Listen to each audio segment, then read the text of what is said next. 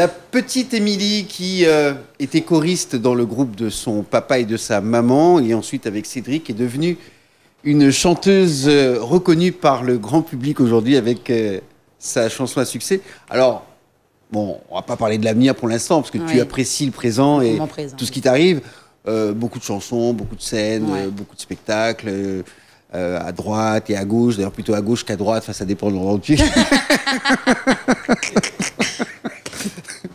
Mais effectivement, ce qui m'intéresserait de savoir, c'est comment s'est passée la collaboration avec Cédric. On a compris, vous avez composé la chanson ensemble, tu lui as raconté ton histoire, il l'a écrite, etc. Après, vous l'avez enregistrée. Oui, oui.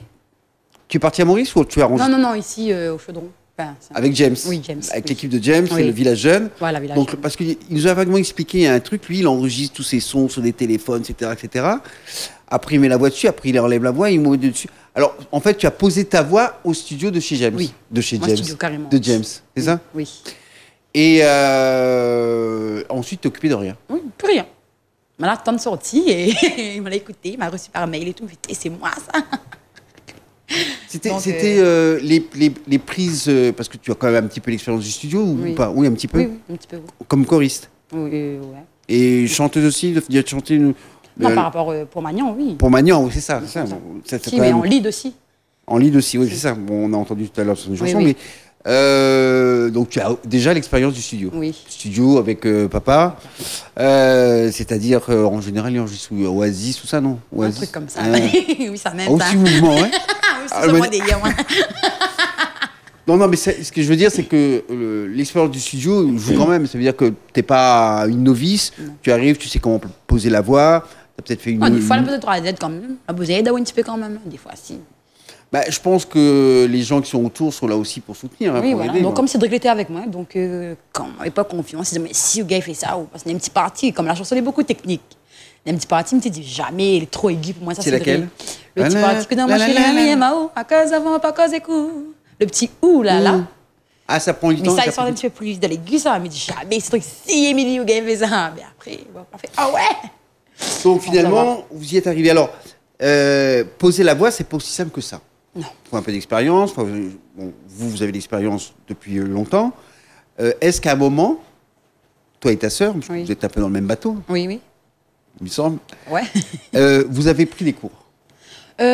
Si, au fait, moi, on a fait, nous, la commence d'abord, quand on était au collège, au 6e, nous, on a fait un an de conservatoire avec Cédric Sidachetti. Oui. Eric? Oui. D'accord. Sidachetti. Et c'est que, au fait, Eric, c'est le plus jeune ou le plus vieux? C'est le plus vieux. Le plus vieux, celui qui... D'accord, oui. Oui, monsieur. Il est un peu pointu, un peu sévère de temps en temps. Hein.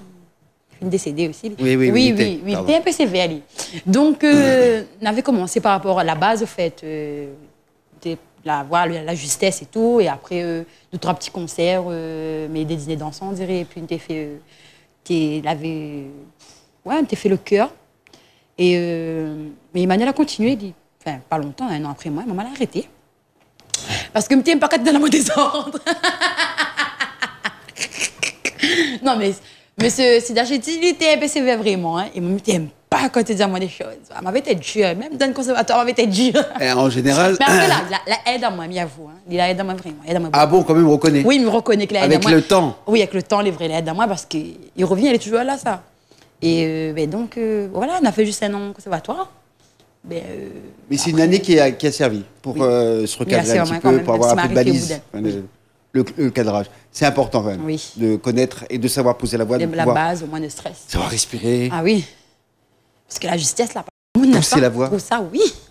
Quand on a fait 3-4 concerts, après encore trouver la force pour chanter. Ça allait dur, ça. Mais on remarque qu'aujourd'hui, il y a beaucoup de... Playback. Ouais. Alors, il y a total playback, comme Patrick Juvet. Ou semi-playback. Comme Patrick Juvet, parce que j'étais à Disco Live Fever, c'était playback total. Total. Oui, il y a vraiment aussi des fois qu'on gagne plus, qu'on n'a pas le choix. Mais les rares, sont mais quand on gagne plus vraiment, on doit aller casser, mais on est obligé d'aller. Non, pas que c'est obligé d'aller, mais ou même là, on ne peut pas abandonner aussi. On peut pas dire non. Ouais. Et puis comme la demande est forte, et tout le monde veut te voir, ouais. Eh bien il faut répondre à toutes les demandes et toutes les attentes. En tous les cas, c'est ton chemin aujourd'hui, il y aura sans doute d'autres projets dans l'avenir. On le souhaite en tous les cas. Et je pense que c'est bien parti. Peut-être un duo avec ta sœur un jour, je ne sais pas, on pourrait imaginer plein de choses. De toute façon, Magnan Family, c'est parti, c'est sur les rails. Hein. Oui. Et peut-être avec la troisième sœur. Ah oui, qui sait. Est-ce que tu as un moment à imaginer un jour qu'elle chanterait avec ses filles sur scène comme ça non, franchement, m'y pense pas. Mais il fait plaisir, seulement qu'on fait scène avec lui. Hein. Il voit dans son yeux, il brille sur la scène. Des fois, il profite un peu aussi, hein, parce qu'il connaît bon, on a longtemps, nous les dedans, on connaît les paroles. Des fois, il fait genre comme s'il ne les connaît pas. Comme ça, nous est là à côté, vous dit, il dit, ah, maman. En fait, elle commence comme ça, il vous donne un peu la force aussi. C'est des connaît que nous ne connaît pas, qu'elle veut des chansons. Donc là, des fois, il te dit, bon, après, il fait comme ça, c'est petit geste, il nous le chante, il dit, hey. Après, il est parti. C'est une belle histoire de famille en tous les cas, avec beaucoup de complicité entre les filles et la maman, et puis le papa qui suit et ça, et qui veille au grain bien entendu. Magnan Family, ça tourne. Émilie Vara, c'est une jeune fille qui est au devant des scènes aujourd'hui, qui continuera à l'être avec sa sœur, j'en suis sûr et certain, qui elle aussi profitera de toutes ces belles choses qui vous arrivent en tous les cas. Bonne continuation. Merci d'être venu au micro de Couleur Pays. On te souhaite bon vent. On souhaite que ça continue très longtemps et que le Sega vive. Sur ce, on se retrouve la semaine prochaine pour une nouvelle édition de Couleur Pays. Salut!